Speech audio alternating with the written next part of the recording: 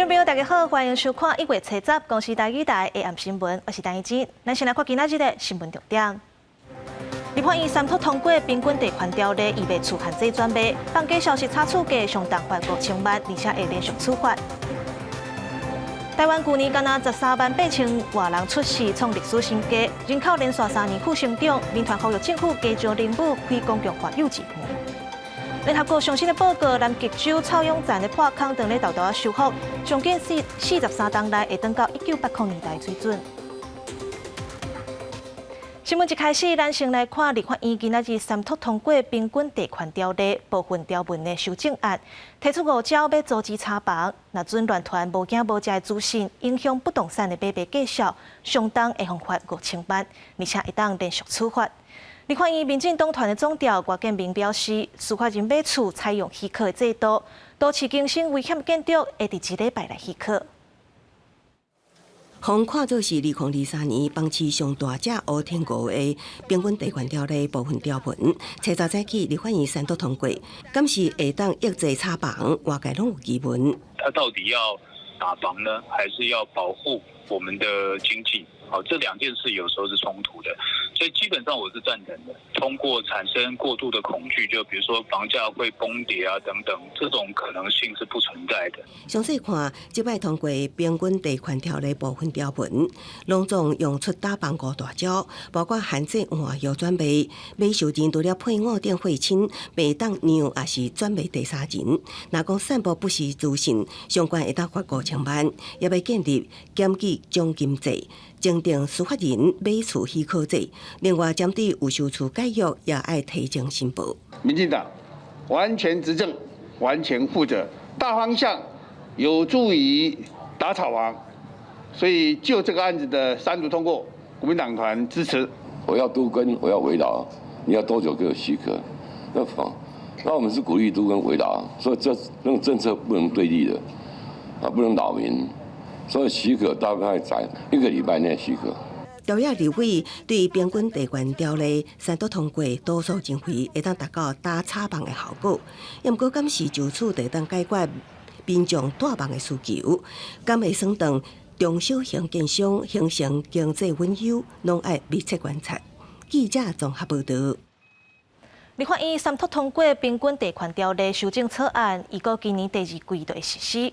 有专家认为，今年顶半年的厝价可能有机会降15%，投资客嘛唔敢搁擘预备厝的市场。另外，进前厝价起甲真悬的新竹桃园一寡定位区，因为投资客要拼货底，厝价应该会博甲真明显。修正通过。阻止炒房的平均地权条例修正案，预定今年第2季实施。有房产专家认为，进前炒过头的2倍区，也加加高级厝体，尤其是预售厝的绩效，可能会抬15%。15%以上是至少要扛的啦。那如果是说是那种属于去年的急涨区的话，我相信15%可能还不够你砍，可能也许要杀到2成到3成，会比较合理。对想要买预售厝家己住的人，伫今年顶半年房价有落价机会。不过因为土地甲营造成本增加，所以绩效原来未伤软。不过平均地权条例拍炒房杀伤力强，一些投资客开始拼命买。若出租网站出现平价也加了钱的厝，专家预测包括桃园这个所在，拢是投资客多名的重点区。最明显可能会是属于新竹或者是桃园的一些重划区。那你只要记住，就是去年涨很凶的那几个区域，或者是说去年推案很热的那几个区域，今年现在开始都应该是会回跌比较明显的区域。拍炒房条例实施了后，影响上大预售厝市场可能会面临投资客退场，中小型建商生存压力恐惊原来出现。未来投资盘的部分上面，会多数转往成屋市场，所以在整体的市况上面来说的话，未来预售市场会相对比较以自住客为主。如果在预售市场的一个转售导致它的交易量下滑呢，其实它要回收的时期就必须拉长了。那对于小建商来说，他可能没有办法做这样子的一个长期的抗战哦，所以这些小建商呢，也要面临转型，譬如说，改去做这个围老啦，或都更。市场烦恼中小型建商可能真侪会倒。内政部代理部长花建群是讲，政府会密切观察，袂放手唔管，会适时提供协助甲资源。记者综合报道。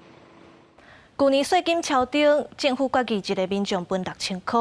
经财政部长苏建英就批评讲，甲税金幸福民众是假议题。苏建英表示，有钱就应该先行销，才袂甲债务留予后代。国民党和民众党嘛批评讲，税金超顶是政府的财务管理重大器，要求爱检讨。不过行政院强调讲，分现金是甲民众分享经济成果，这是总统用国安的立场规划出来的政策。这个税收的实增数大于预算数，先不要高兴。所以你要扣掉赤字预算以后，实际上政府可以用的是多少，而不是全部把它拿来作为还税于民。税收超顶，行政院规划普发现金6000，也不过前财政部长苏建英煞跳出来批评，有加出来的钱应该爱优先还债，若无就是债老家孙。知影立法院也将炮火对准内阁团队，一直批评超顶是政府财务管理失灵。未来若讲超顶常态化，税制需要改革。那只要卸任了之后就其人也善，马上吃了诚实豆沙包哈，什么话都敢讲。在苏院长的这个带领之下，很多内阁的决策，它确实是过于政治化的考量。假设这钱用在刀口上，全部还债，我赞成。但蔡政府不是啊。年年编特别预算，钱没有用在刀口上。也有民进党立法院强调，普发现金是全民共享经济成果。苏建荣这一张嘴，其实有时候会惹到大家。这4500亿的确就是台湾在整体经济全球超逆风的时候，结果还交出亮眼的成绩单。行政院回应，普发现金并不是伫海税和人民的概念之下，是疫后经济成长的果实，甲全民同齐共享。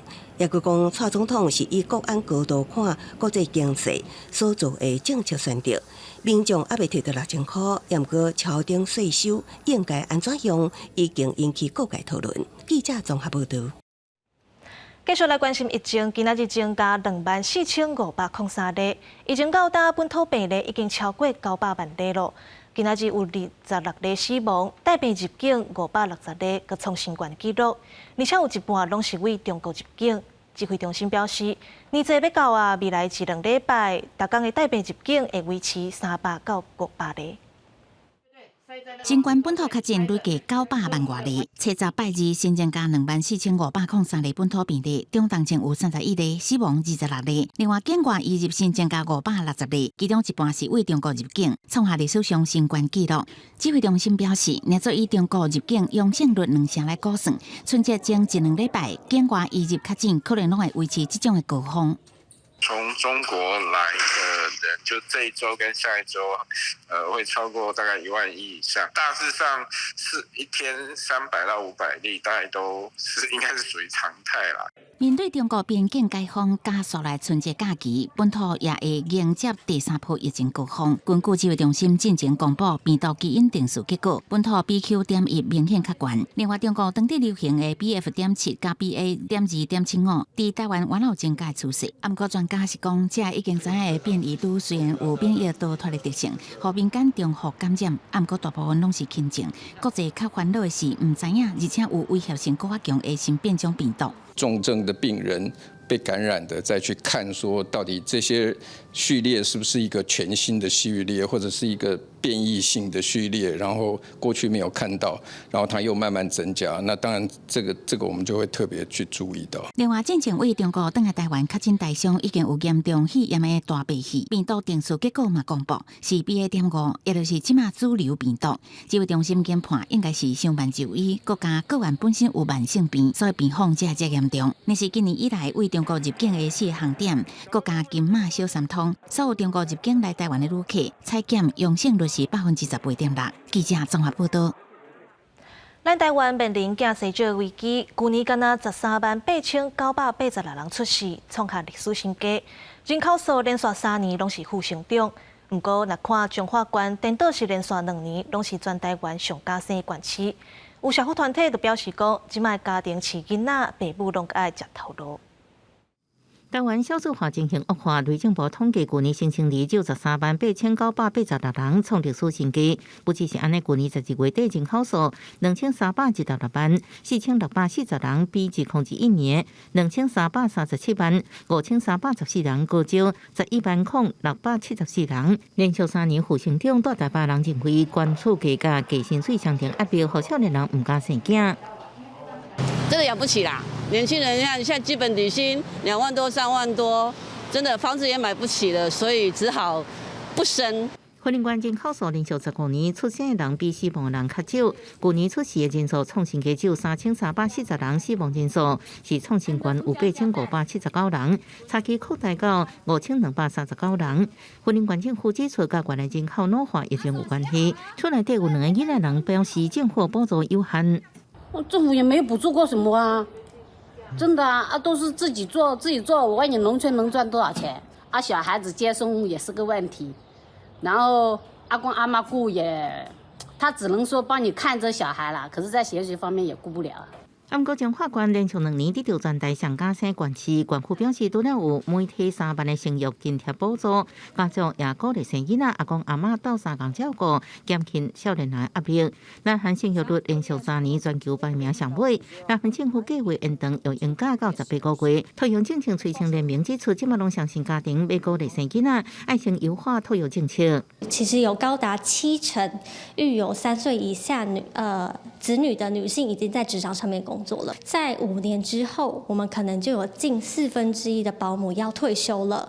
那大概会有6500多名的保姆退休，那显示家长会越来越难找到保姆。台湾育婴假上长延长2年，前半年用领8成薪水，不过申请育婴留职停薪上底也6个月，应该甲国际用单性制度同款。政府会加找宁波甲广西公共化幼儿园，也落实做民众靠山。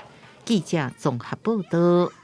来看桃园有一个伫地下室停车场当咧修理新港流浪的技师，煞去互流浪逮着，送病院嘛救无回来。劳检处调查了后，认定有工程安全的疏失，因为年纪进前，真侪单位的设备拢爱检查、爱保养，呼吁民众一定爱先确定机械无咧运作，才开始检修。桃园市桃园区一大社区停车场，侧背下晡发生意外，一个姓陈的技师咧维修地下室停车场的升降梯的时阵，去互逮着。119接到报案，赶到现场，技师的胸坎已经跌扁去，无喘气，送医无救。救护人员到达现场，发现一名男性患者，年约55岁，倒卧于地下室升降梯下方空间，确认患者为欧卡。那救护人员立即给予实施救护处置。桃园分局警方初步调查讲，代志发生迄天，姓陈的技师伊伫个升降设备的下边咧维修，工作一段路了后，叫原本负责操作升降梯的姓潘的同事先去收物件。技师就爬起哩升降梯的空隙，去互下降的升降梯夹着。劳检处调查了后，认定讲有工安的疏失。因为该升降设备具备时间到后自动下降的功能，那这名来不及爬出基坑，导致遭升降平台挤压致死。那灾害的原因是因为维修作业时未将相关机械停机运转所致。劳检处表示讲，这个升降梯的设备时间若到了后，伊会自动下降。工安发生的这个原因，主要是因为升降设备咧维修的时阵无停止机械的运转。因为年纪得要到啊，这是这个汽车升降设备维修的关风期，呼吁讲伫维修的过程爱停止相关机械的运转，确保工作安全。记者综合报道。那宜兰寒天雨水高，一寡路拢会生青苔，民众一个无注意就会滑倒。都有民众伫便利店的头前厝倒，甲业者求赔偿。另外，伫宜兰地检署的门口嘛，因为青苔有上法院的民众滑倒，法院就判赔29万外。然后就这样踩下去，就整个滑倒了。有人去专家便利商店，结果落地的店外拢是青苔的情形，落架了后厝倒受伤，手骨骨折2-3个月无法度工作，向专家求偿。你怎么可以把这些都推给房东，叫我去找房东？今天如果是房东的房子，我干嘛进来？那是因为你开全家，我才进来买茶叶蛋啊。宜兰甲冬天都一直落雨，后袂少人行道发青池湿湿骨骨。宜兰市甲东山乡的全家便利商店最近就发现有人伫店外厝倒意外，消费者找销保管申诉，按过全家会行管部表明，店外造价是公司租进前就有的，毋是公司设的，无法度接受消费者诉求。商店本来就要尽到那个往来交易安全的注意义务，所以我们就鼓励说消费者要提起诉讼。不过消保官超认为，两案件落架拢无伫店内，不过拢是政治专家必经之路，店头有违管的责任，而且最高法院拢有判决的案例参考，鼓励消费者提告。另外，既然地检署的造价也因为涉骨，后期开庭的民众跋倒也被告。检署已经在车辆专用道上树立禁止行人通行的告示牌。另外，本署也已经提起上诉。滑倒之后呢，这个受伤，那所以认为说这个地检署在管理上有疏失，所以判赔29万多。既然地方法院判决疑检要赔偿民众19.170块，疑检不服认为已经说告示牌提醒，所以提起上诉。因行路架管理责任伫这户宜兰被放大检验。记者综合报道。高雄市因为捷运黄线开发，打算要甲丁清湖棒球场附近的绿地改造为住商甲观光娱乐的用地。因为丁清湖是高雄重要的水湾区，附近有生态蓄水池。环团烦恼讲，开发的计划会影响到水湾地和当地生态。高雄大庇湖边本来就真侪大楼，因高雄捷运黄线的开发，高市都发局伫去年底通过大庇湖运动园区甲捷运黄线 Y3 站建设计划，专案已经送内政部审查，约定会伫大庇湖棒球场附近的绿地改变做大商、观光旅馆等用地，引起环团的反对。未来呢，还要把湖岸第一排的公园用地变成捷运的联合开发的联开宅。会盖起非常多高楼大厦，导致澄清湖风景区呢观光品质劣化、生态毁坏。环团车站来到大庇湖边抗议，若照市府目前的规划变更了后，大庇路段附近的绿地会减少真侪。当地因为高饮水已经设有生态地方池，若起大楼因伊摆搁较侪人口，环团只一个地方池恐惊无够。公园又减少，自洪池你又减少。那么你对于整个未来这边的水患的治理来讲，到底对这种气候变迁来讲，它是否能够因应？最好是能够保持一个湿地的那个泄洪的一个小地方，因为已经很不够了。大庇湖是高雄重要的水源地，当地生态进前就因为开发互破坏，造成水鸟数量减少真侪。环团强调，毋是反对地方发展，但希望重新讨论，沿大庇湖边保留至少60到100公尺的绿带，保护水源地。记者陈环宇、柯正俊高雄报道。来关心国际消息，草涌站是地球防止紫外线过量重要防护站。根据联合国上新的报告，国际社会禁用99派有害物质了后，草涌站破气就豆豆变细坑。破坑上严重的南极洲，上紧伫43天内就会当登到1980年代水准。联合国发布上新报告指出，地球草涌站破坑咧稳定研究当中，但用目前的速度继续下降，北极有希望伫西元2045年回归到1980年代标准。破坑上严重的南极洲顶端，也有可能伫西元2066年为上大2990万平方公里，减少到1980年的500万平方公里。In a new report, a UN-backed scientific panel confirmed that the phase-out of nearly 99% of banned ozone-depleting substances has succeeded in safeguarding the ozone layer, leading to a notable recovery of the ozone layer in the upper stratosphere and decreased human exposure to harmful ultraviolet rays from the sun. 草涌站是地球防止紫外线照过头的重要防护站，破坑会增加人类得到皮肤癌、白内障，甚至动作不受损的几率。科学家1985年发现地球的草涌站浓度为1970年代开始减少，原因是人类为冷气当中排放有害物质，加大气当中的臭氧作用造成。联合国1987年伫加拿大制定蒙特罗议定书。限制氟氯碳化物甲溴化物的排放，到即马已经超过99%的有害物质成功禁用。联合国环境规划署也指出，臭氧站化坑变色，每年会让200万人未去得到皮肤癌。也强调，部分科学家想要透过病毒站起家组织气候工程，将碳酸钙这粉喷到病毒站，希望防止头变种，也毋过反对对造成伤害。为工业革命以来，地球平均温度已经升高1.2度，破坏臭氧站的物质，同时造成温室效应。自然期刊第2021年研究显示，若无蒙透露既定数，地球温度会另外高升高1度。那地球温度升高1.5度以上，会造成更加严重气候危机，包含极端酷寒、森林野火、大水、甲粮食欠缺这情形，会阁常常出现。公视新闻景元庆编译。来看美国的维吉尼亚州有一个6岁读国校1年的学生，顶礼拜5伫教室开枪弹老师，警方调查发现一个囡仔摕因老母的枪。目前，这个查甫囡仔互拘留，那着枪的查某老师，伫着枪的第一时间是先甲教室内底学生拢疏开了后，才发救人。警方懊恼伊是英雄。美国阁发生校园枪击案，学校老师甲民众拜一举办浙江暗会，为受当伤目前情况稳定的25岁查某老师祈福。和外界惊吓的是开枪的嫌犯，竟然是这小学1年的6岁查甫囡仔。这个事件发生伫维吉尼亚州纽波特纽斯市一间小学。警方调查发现，这名查甫囡仔顶礼拜5早母亲合法出庭的枪到学校，伫上课时阵提出来耍，和查甫老师阻止，准备没收。2个人发生争执，结果查甫囡仔都向老师开一枪。Mrs. Zwerner was providing class instruction.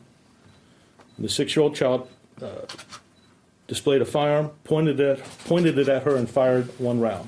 There was no physical struggle or fight. She was providing instruction to her class. 这件枪击造成查某老师的手甲胸坎受伤，目有生命危险。不过，伊有完成将教室内的学生紧急疏散，最后才离开教室获救。警方懊恼伊是英雄，那惹祸查甫囡仔也随即放拘留。Child became a little combative, actually struck the school employee that was restraining him, and officers then took control of him and escorted him out of the building. 家长伫知影发生这个事件时烦恼佮生气，认为枪击犯人是上大的问题。Why is it so bad? Why is there a 7-year-old with a bloody gun? Come on, think about it. Let's do something. 目前，查甫囡仔当地病院接受评估，根据维吉尼亚州的法律，未成年人无具备法律意义的犯罪意识，会当讲无可能将查甫囡仔定罪，未来可能交予少年法庭保护管束。警方也当咧搜集更较侪证据甲证词，希望进一步厘清真相。那案发的小学为了要互拍到囝学生安大证词，自这礼拜起停课1礼拜。公视新闻站回并编译。美国众议院议长麦卡锡隆重开4天投票15轮，票数总共是过半选调议长。不过为着要坐这个位，伊嘛答应党内无支持伊的人让步，拜一就通过议事的新法案。未来只要一个众议员提案，就会当启动罢免议长的定数。代表麦卡锡议长的权力封锁案例，议长这个位坐袂在。The Honorable Kevin McCarthy of the state of California, having received a majority of the votes cast, is duly elected Speaker of the House of Representatives. 麦卡锡竞选众议院议长无真顺利，经过4天15轮投票，到尾妥协让步，才得到共和党内极右派支持，如愿即将议事主席。伊到底做多一关让步，为拜一众议伫共和党籍议员推萨的以220票比213票通过的议事规则包裹法案都看出来。新规定包括只要一个众议员就会当提案罢免议长，另外包括预算方面的审查，嘛限缩议长的协商权限，恐惊会造成甲拜登政府冲突的机会。And I'm delighted to be talking about a rules package crafted by that Republican majority, and that reflects what I think is a fundamental transformation of this House to ensure that the people can be represented by their representatives. That's the point. 共和党极右派讲，议事规则包裹法案透明开放，无什么秘密协商，也是按盘交易。不过，民主党人并无认同所讲的改革。Don't come to the floor and talk about transparency and openness and a new day. This is backroom politics. That's what this is about. Secret deals that no one's going to know anything about until it's too late. 共和党虽然摕到众议主导权，不过敢若比民主党加接受，造成极右派变作共和党内关键州属。节目简单坐起的议长宝座的麦卡锡，未来安怎领导一个分裂的国会，挑战才拄开始。特地做的是对中国强硬的麦卡锡上任了后，声明讲中共是美国上大的地缘政治威胁，会成立跨党派的中国问题专责委员会，在经济竞争方面打败中国。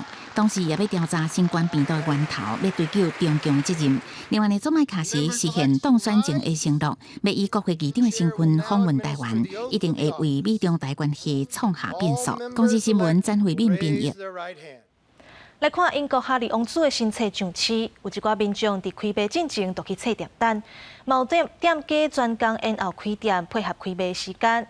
哈利嘛接受专访，讲家己甲事实写出来，保护因翁仔某。有记者问伊讲，遮尔不满王室是安怎毋归去离开呢？哈利煞阁讲家己做袂到。根据上新的民调，英国有64%的民众对哈利的评价拢无好。册店还未开门，就有数十位民众伫店门外守候，就急要伫第一时间买英国哈利王子新发行的自传《必为》。I want to be able to paint the picture of myself, see it for myself, and then be able to say, okay, yes, maybe things have changed, or maybe the person has matured. I want to hear his story in his words because at this point, I feel like the British media are radicalising the British public against Prince Harry. 必为伫英国时间早10分钟发行，部分册店为了准备开始卖，也将开门的时间延后到半暝啊。这本册就是进前就一直有争议，包括哈利伫册中描写威廉王子捌对伊动下动手，形容卡米拉王后是小人，伊对王室的真侪不满拢全写出来。There are going to be people saying, why don't they either be in or get out? Because if you get out, there's no hypocrisy. I can't ever get out. And I'm incredibly aware of my position, and I'm incredibly grateful for the life that I've had and continue to live. But there's no version of me ever be able to get out of this. 不过哈利强调，写作真相不是要出卖家人，而是靠这寡内部趁钱，伊是想要填补关系，也是保护伊甲梅根。伊也伫册中承认，少年时阵食毒，佮讲伫阿富汗服役期间，捌杀害25个人。家己爆出的内幕，互以前的同袍拢感觉反感。英国上线一项民调显示，64%人即马对哈利的观感无好，这是伊有史以来评价上差一摆。公司新闻陈婉玲编译。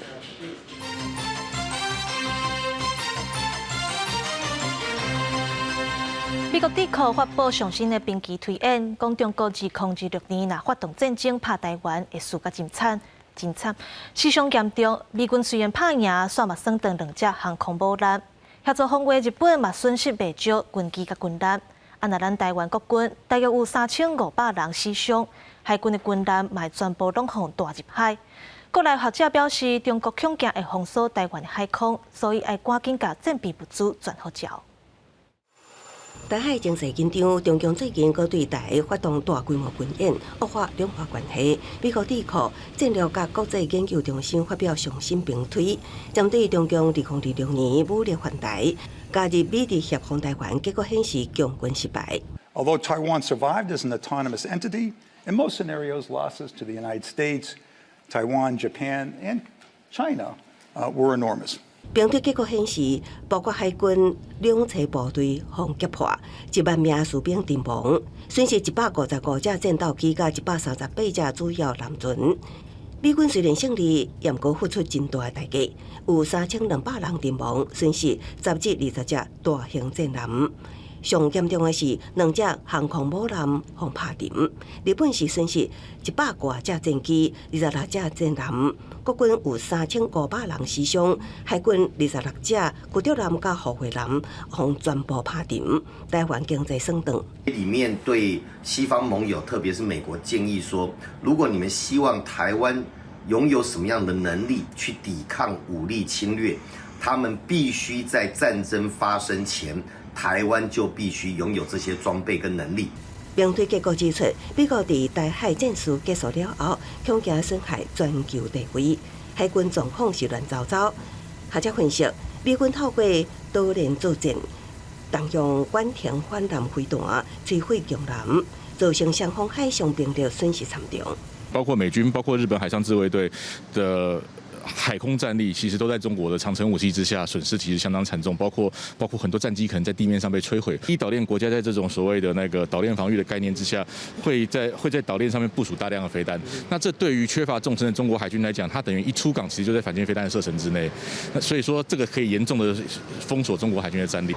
另外，兵推提出守住台湾的4大要素，国军爱组织中共滩头阵地。美国会当伫日本的基地作战，阁有婉停反南导弹，家己开战进程协助全面武装台湾。好弟上指出，台湾无法度复制乌克兰模式，中共恐惊对台进行海空封锁，需要储备大量的弹药物资。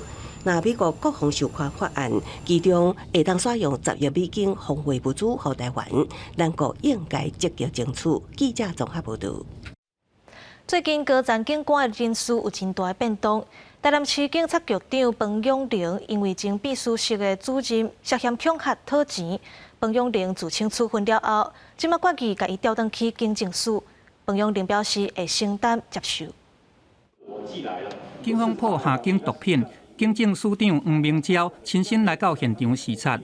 甲看国内的治安和经济，特别是台南市最近风波不断，外界更较关心讲，台南市警局长彭永玲，伊的职位是毋是会调动？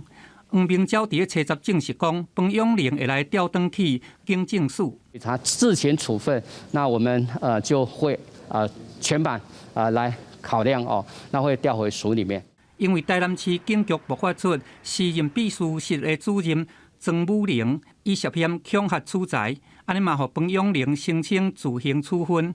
对这边的顶处，伊表示会当接受。不过，这个亏是啥人要来接手咧？警政委员廖宗山的声头上悬。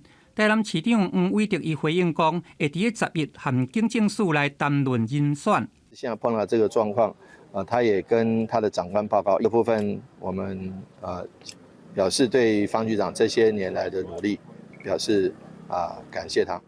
我还没有被告知啊，我觉得我必须承担这一个部署没有管理好，然后犯下这个重大风纪责任的过失，所以我有跟他们讲，我坦然接受上级任何职务的调动安排。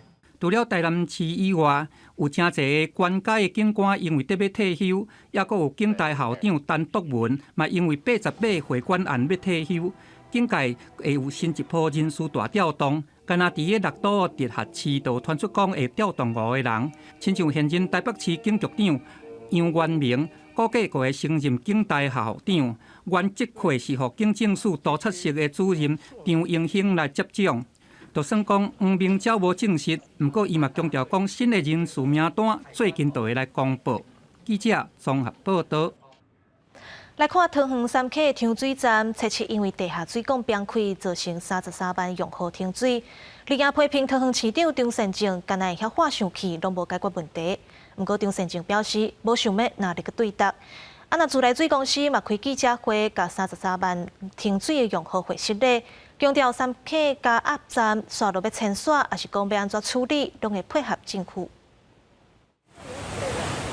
水因过卡巴、塑胶笋铺伫水面，桃园市龙潭区3溪自来水抽水站测试，地下管线爆击破管，造成附近路段饮水有33万户停水。立业小联社批评桃园市长张善政这晓生气，佮较质疑是食饭啉酒了后开车实测净水厂有啉酒开车疑虑。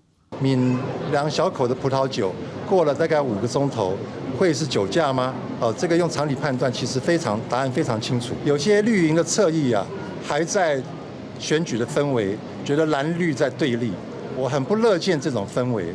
桃园停水环境和外界指出是中继甲压站兴建受阻碍。南亚议员黄建平表示，在水公司规划伫3溪兴建新的中继甲压站，煞互另营几摆组织反对。另营讲，桃园市政府的下责任。自来水公司早就想要在3坑地区新建一个加压中继站，但是遭到当地有议员反对，然后也有这样的一个不同的声音。那所以前市府的这个经发局就拖拖拉拉的没有把这个事情完成。民众缺水，找桃园市政府，桃园市政府既然甩锅说怪给经济部，怪给自来水公司。整汤市长郑文灿也伫面前回应，甲压站问题主要原因是民代民众持反对意见，双方意见无同，无取得共识。即马由原来继续沟通，无爱看到政治语言扭曲事实。一向都是跟桃园市政府配合得非常良好，绝对没有说前一任怎么样，这一任怎么样，不管谁当市长，对于这个供水的问题都是一样的重视。一个水公司表示，下昼已经伫汤当地甲受灾民众、参路过骑机车的人、甲家属人协商赔偿，答应会伫过年之前完成赔偿作业。记者综合报道。年节要到啊，根据人力银行的调查，有9%劳工想要伫过年休假的时阵忙趁一寡外劳啊。9%这个比例是创15年来新高，主要是因为薪水无增加，或者是薪水伤少，钱当势袂过。而且因为即届年假有10天，观光业、服务业拢欠卡手，趁外劳的机会嘛变真侪。过了春节就要到位，伫疫情解封了后，就算是平常时伫花假、年货大假，人客甲10通买起拢真旺，也拢找做3工的人来斗3工。如果做个什么10天之类，可能也有1000还是2万、2万多这样。赚完，然后呢就花过年，然后过年后继续花。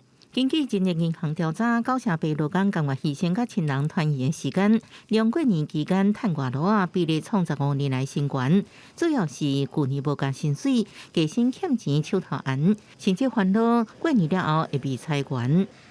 春节期间有42%的企业表示有所谓的这个兼差人员雇用的一个这个需求，那最高的时薪上限达211元，是基本工资的这个1.2倍。专家认为，疫情解封甲年假10天，互观光业、服务业甲外送这产业真欠人，趁外劳的机会也增加。尤其去年受疫情甲俄乌战争影响，通货膨胀严重，劳工手头闲，搁要开钱准备过年，互春节趁外劳的意愿也提高。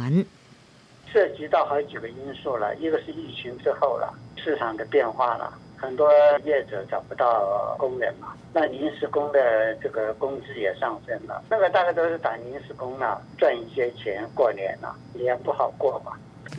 各个事业单位它的出勤、营运方式和排班方式有很多元的不同，由劳资双方来做协议协商，个案上面会有一些差异。如果是国定假日，不管是调仪实施的，或者是补假的情况下，在国定假日的性质下，那就是加倍发给工资。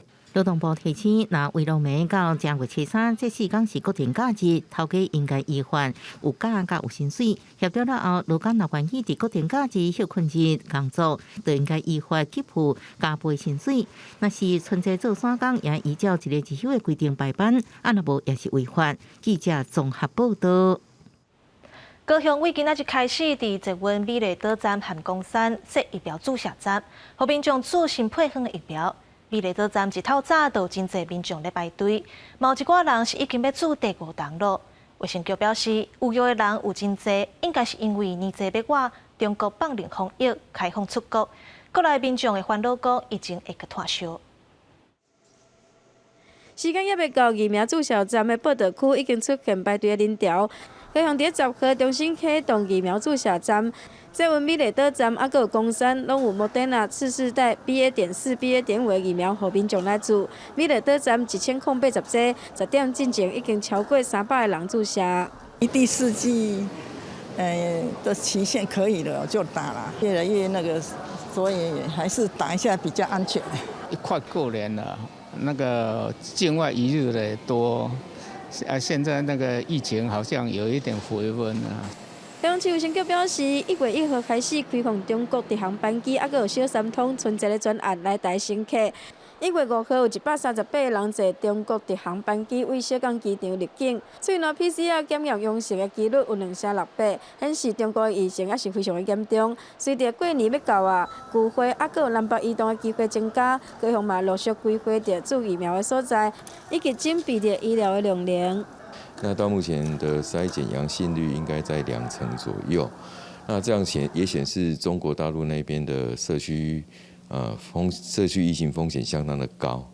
市府统计高雄注疫苗的覆盖率有285%，等于讲每一个民众上少注过2.8剂以上的疫苗。不过最近流行的病毒依次世代疫苗对着预防重症较有效，鼓励民众踊跃去注。记者王刘婷、陈hen坤报道。心脏病到尾期，常常有患者心脏的黑白跳。台大病院都甲到辅助器加电烧的技术甲做伙治疗，目前已经有2例成功案例。不然电击好像是被车子撞到，真的很严重。8年前开始，詹女士常常抱心来到病院电烧，经过医生的判断，发现伊的倒心室敢若剩15%的功能，需要装心室泵浦仔来维持心脏的跳动。台大病院心脏内外科合作，伫装泵浦仔的手术内底，嘛顺续进行心脏外部的3D 电烧，互詹女士即马会当离开病院，生活恢复正常。有一些病人他心包膜外不是那么容易没有开胸之下进去，我们一样是用打针放到心脏外面，但是会因为许多的原因没有办法到我们想要到的地方。那外科医师就是把整个心脏的外面全部都拨开来，所以我们想去哪里就可以去哪里，所以是更容易。台大病院即届将装心室泵浦仔甲电烧2种手术做伙做，是亚洲头一回，顺利甲2个病人医好。心脏外科医师王世贤表示，2种技术都已经真完善，不过要将一个时间斗阵做，时间长是上大的考验。心律专家先把这个电烧处理，那中间就是2-3个小时。那但是因为胸骨开在那里，他说我还是得站在上面哦，因为心脏内科医生他们不负。对于这种手术部分，他们不负责，所以我们还是得继续站在上面。王世贤讲，根据统计，装心室泵浦仔2年了后的存活率有70%，已经算是真悬。伊嘛建议，若要装泵浦仔的患者，会当顺续电烧来解决抱心的问题。不过目前结合2种技术的手术，健保无补助。记者林思夏桂林台北报道。若糖尿病患者一天爱切几摆血糖，用血糖机仔就爱用酒精消毒。拄镜头采血会痛，嘛真无方便。现此时就用手机仔随时测血糖的方法，做伙来了解。一片圆圆若像大纸的设备搭伫个手骨，用手机仔感应，就会使知影血糖悬也低。使用这套设备的何先生讲，伊自40岁确诊糖尿病，到今已经60岁，比平传统的血糖机器，使用这套设备量血糖唔但袂痛，佫真方便。人伫外口也会使随时知影血糖。它非常方便，它就是有个 sensor， 然后你就是手机 app 一靠，它就有了。那之前你用测采血的，采血就是说很基本的动作，就是你还要拿消毒棉片，要消毒手指，然后等它干了，然后再测，这样整个程序完成。我看最少要3-5分钟啦。医师表示，这款设备每过几分钟就会量1摆血糖，会使知影病患规工详细的血糖变化。除了病患会使更加精准控制血糖，医师嘛会当针对记录做出上适合病患的诊断。皮下的组织的这样的一个葡萄糖的浓度，来间接反映我们血糖里面的浓度。那特别是在使用胰岛素治疗了这部分的患者，那特别要去注意到这个血糖的波动啊。那当然要避免低血糖，也要避免，因为有时候食物吃太多，避免高血糖，因为高低血糖这种当中的变异度太大的话，事实上都会影响到我们的一些慢性并发症的发生。不过，这套设备凭一般量血糖的机器是有较贵。根据何先生的经验，这套设备开伊2000多块，每2礼拜就要换1摆，一个月大概要开4000多。伊过去血糖试纸的开销，一个月大概是2000多块尔。记者郭文良随台北报道。来看去年9月18，云林县区举办国际农机展，想要到停车场火烧车有25台车互烧歹去。云林县区新赔偿和24个车主和解，拢总赔1100万。不过，阁有2台车的车主要求赔偿的金额和估价差伤济，无法度和解，只好拍官司。去年9月18号，云林国际农机展停车场内，因一台车辆不明原因底盘起火，造成连环火烧车事件，总共造成25台车伤歹去。经过3个月时间，云县府先行代为赔偿，已经和24位车主完成和解。现在目前因为那2台受损的部分就直接由保险公司进行修复的补偿，所以其他的毁损的部分22台，我们大概目前和解的金额在1100万以下了，大概1100万，还没有到1100万。云县府论述表示，火烧车事件后，为了减轻车辆受损的车主，若是要得到赔偿，会有经还债法律程序。云县府先先行代为赔偿，后续等待法院结果判决。包括活动委办厂商，造出车主等等厘清款这赔偿问题，但目前有两位车主还未完成和解。因为目前还是在进行谈判和解的部分啊，所以额度这我就不方便透露。但是因为跟我们的差距超过了2位数字以上，所以这个部分我们还要再跟车主这边再协商。赖处就讲，为了减轻车辆受损的民众不便，在3个月时间内已经和9成车主完成和解，希望车主减少还债的定数，以上紧的速度摕到理赔金，解决用车的问题。也需要办理相关活动，会特别来注意。记者为你报道。年节要到啊，今年休10天的年假，代替今仔透早开放第2波加班车的定位。台北往回台东加开47班车，按照过年前2天和初7、初8一寡时段，拢已经抢了订无了。代替我伫春节进前修好玉里到富里段地动受损的路段，所以去开放春节10天定位，结果北东线班客满。初10代替我加开春节47个定位，结果19下班甲21为路暝，还有28、29等工作的时段，也拢是互人订了。没有。观光局统计，台东县有14000多间旅宿房间，按过今年春节期间生意特别好、业绩无好的，日本温泉区也强要订房9成以上。市区部分餐厅也接到过年期间要订到定位。台东市区大部分餐厅为初2了后订到强要客满。业者讲，今年是疫情发生以来生意上好一摆。是忙不过来，然后初2、初3的部分，初3这边也接客满，也接客满。这一次过年的订房率，我们也是会担心说客人可能都选择出国，但是出乎意料，其实还是非常的热烈。只是说今年过年非常的长，所以呢，我们不只是初2、初3的订房率非常的高之外，我们在初4跟初5也是非常的高。过去台东县政府会向代替预定回乡假等工作的专车，不过代替为旧年有新的自强号驾照运营提升。今年县区只预定来回各一个次专车，目前回乡定位有8成，等工作定位还有5成空位，服务有需要县民，应伫代替官方网站订票。记者综合报道。来看高雄美浓，逐年白玉菜头大出，拢会成真侪游客来买。不过农会昨发表声明，强调白玉菜头佮有桃仔的空棒，拢已经注册商标，其他的农会若直接使用都是侵权。你看这个可以吗？民众欢喜带囡仔到高雄美浓区办白玉菜头，这是当地当年的大代志。活动期间会当吸引大批游客，也毋过美浓农会总干事钟清辉找到地并且公告，白玉菜头已经由美浓农会注册商标，其他农会无经过授权袂当使用。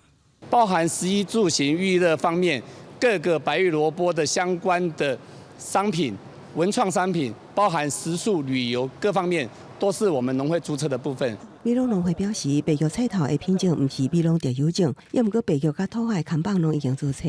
因为最近国内有真侪地区拢是举着白玉菜头的背后办活动，也是对外销售。甲美浓采购农会由民众付费订购采收的概念无共，才发声明提醒。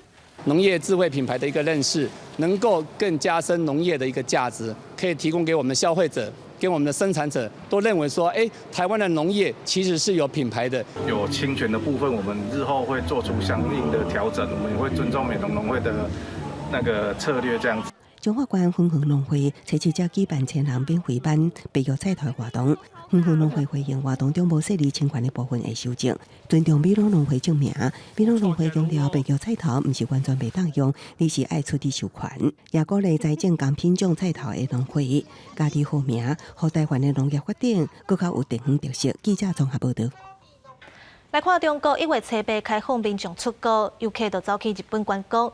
不过，这对日本人来讲是好歹占一半，因为一寡店头靠观光客消费，引进其他游客会当转来。不过，嘛有人烦恼讲中国疫情严重，恐惊会拖入来日本。日本成田机场这2天开始有中国旅客出现。家人爱人一起生活，一起生活，得要几个小时啊？要啥？要几个小时？几个？2个。面对中国大开国门，日本初8开始要求为中国来旅客除了提供出发前72点钟的阴性证明，9月时阵嘛爱体检，若做阳性都爱隔离。虽然入境爱开搁较侪时间，不过嘛无减少中国游客的兴趣。日本商店也期待带着观光客入来。コロナ前の大半のお客様が中国籍のお客様だったっていうこともありますので、私どもとしては一日も早く日本にお越しいただけるようになるのが一番ベストな状況ではあるのですが。东京出名景点浅草的部分店面已经按算请会晓讲中文的员工来迎接中国游客。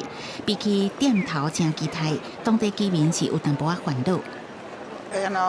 ニュースやなんか見てますと、中国は感染者が多いから、個人的にはちょっと怖いですね。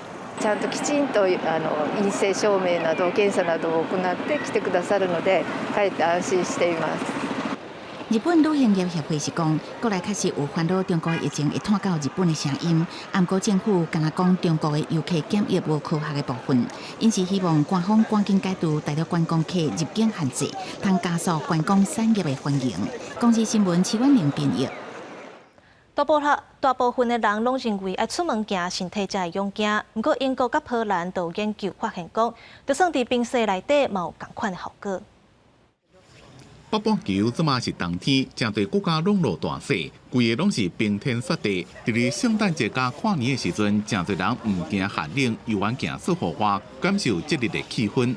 In our previous research, we've shown that exposure to natural environments or nature, in very simple terms, is associated with more positive body image. People who spend time in nature experience an immediate benefit in terms of their positive body image. 以前有研究讲，踮伫咧大自然的环境对人的身体真好，研究拢是讲伫咧森林、海边啊这种热天热地。英国的学者甲波兰医学大学的一项研究，甲87位女性送去落雪森林内面踮40分钟，发现自我身体意向甲自我同理心拢有明显的提升。One of the things we are interested in to see whether different natural environments are equivalent, whether they have the same effect.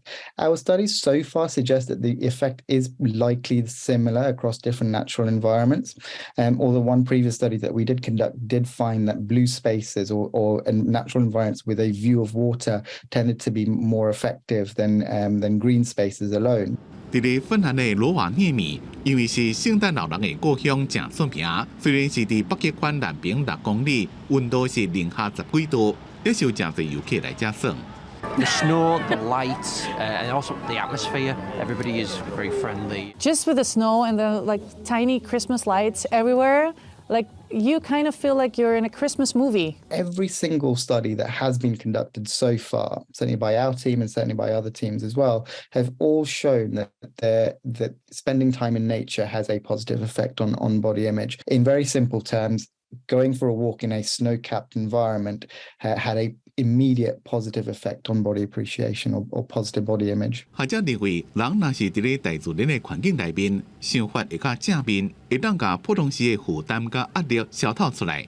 以后因要研究落雪风景是毋是会比其他的自然环境的景观，更加会当互人恢复活力。公司新闻张伟林编辑。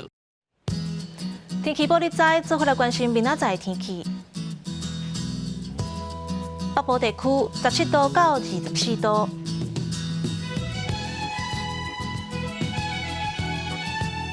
中部地区17度到24度，